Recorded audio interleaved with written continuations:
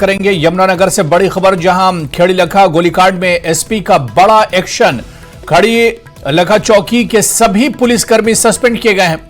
चौकी से 100 मीटर की दूरी पर फायरिंग हुई थी। 26 दिसंबर को सुबह बदमाशों ने फायरिंग की थी। 2 युवकों की इस फायरिंग में मौत हुई थी और एक युवक अभी भी गंभीर है। लॉरेंस बिश्नोई गैंग ने डबल मर्डर की जिम्मेदारी ली है। गैंगस्टर काला राणा के भाई नोनी राणा ने सोशल मीडिया पर बाकायदा लिखा है कि ये हमारे काम में दखलंदाजी करते थे। मैंने फोन करके समझाया था लेकिन ये नहीं समझे। मामले में अभी तक 2 आरोपियों की ही गिरफ्तारी हुई है। कृषि मंत्री ने संज्ञान पर यह एक्शन लिया गया है। रादौर से विधायक भी हैं श्याम सिंह राणा। खेड़ी लखा चौकी रादौर विधानसभा में ही आती है, जिस पर अब एसएसपी ने बड़ी कार्रवाई करते हुए चौकी के सभी पुलिसकर्मियों को सस्पेंड कर दिया है, क्योंकि चौकी से महज 100 मीटर की दूरी पर ही यह फायरिंग हुई थी और इस फायरिंग में 2 युवकों की मौत हो गई थी, जबकि एक युवक अभी भी गंभीर है। उसकी हालत गंभीर बताई जा रही है, हॉस्पिटल में इलाज चल रहा है। तो यमुनानगर से बड़ी खबर, यह कल की ही वारदात है, यानी 26 दिसंबर की वारदात है। सुबह जिम करने के बाद यह फायरिंग हुई थी। जिम के बाहर यह फायरिंग हुई थी, जिसमें 2 युवक की मौत हुई थी और एक अभी भी गंभीर है। सीसीटीवी में भी ये पूरी वारदात कैद हुई थी और सीसीटीवी में भी साफ तौर पर देखा जा सकता है कि दिन दहाड़े किस तरह से ये फायरिंग होती है, जिसमें 2 युवकों की मौत हुई जाती है और एक युवक अभी भी गंभीर है, जिसका हॉस्पिटल में इलाज चल रहा है। लॉरेंस बिश्नोई गैंग ने इस डबल मर्डर की जिम्मेदारी ली है, इस गोलीकांड की जिम्मेदारी ली है।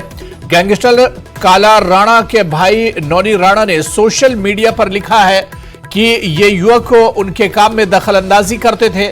मैंने फोन करके समझाया था लेकिन ये नहीं समझे।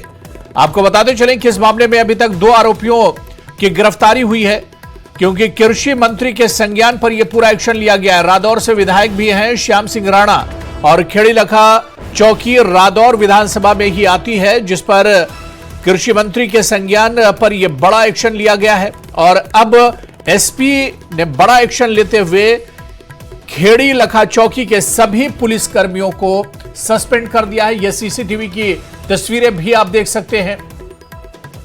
और हमारे सहयोगी परवेज खान इस वक्त हमारे साथ जुड़े हुए हैं। परवेज, बड़ी खबर आ रही है, क्योंकि कल जिस तरह का गोलीकांड हुआ था, पूरी जो वारदात हुई थी, अब इस पर एसपी ने बड़ा एक्शन लिया है।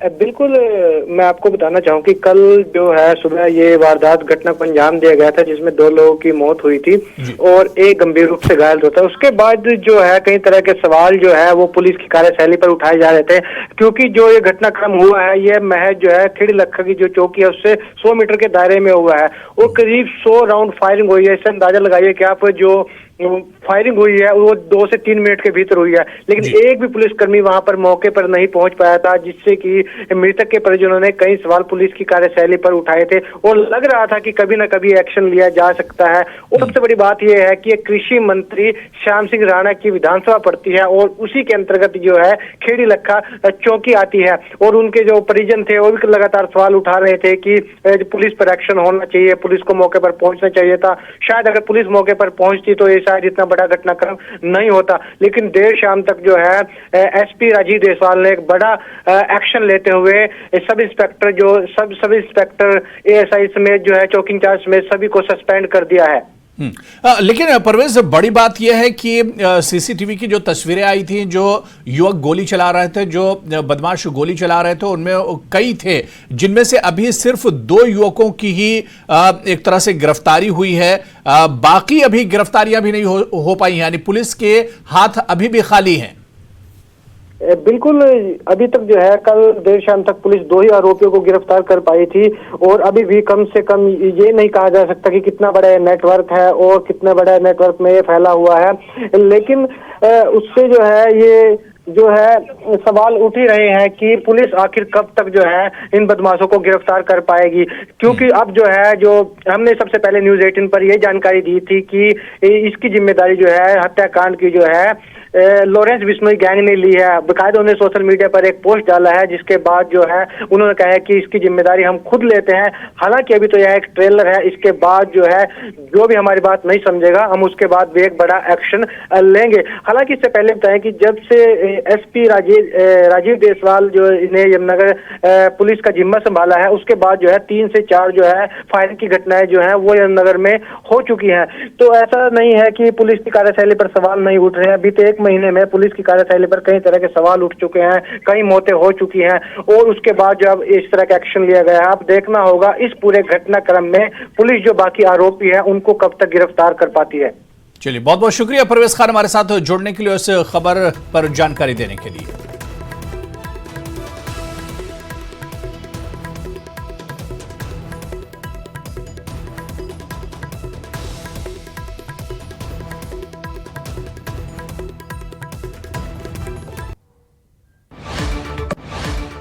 केंद्रीय राज्य मंत्री कृष्णपाल गुर्जर ने अवैध रोहिंग्याओं और बांग्लादेशी घुसपैठियों पर दिया सख्त बयान। कहा, भारत कोई सराय नहीं है जहां कोई भी आकर बस जाए। कांग्रेस के पूर्व विधायक शमशेर सिंह गोगी ने प्रदेश अध्यक्ष उदय भान और पार्टी प्रभारी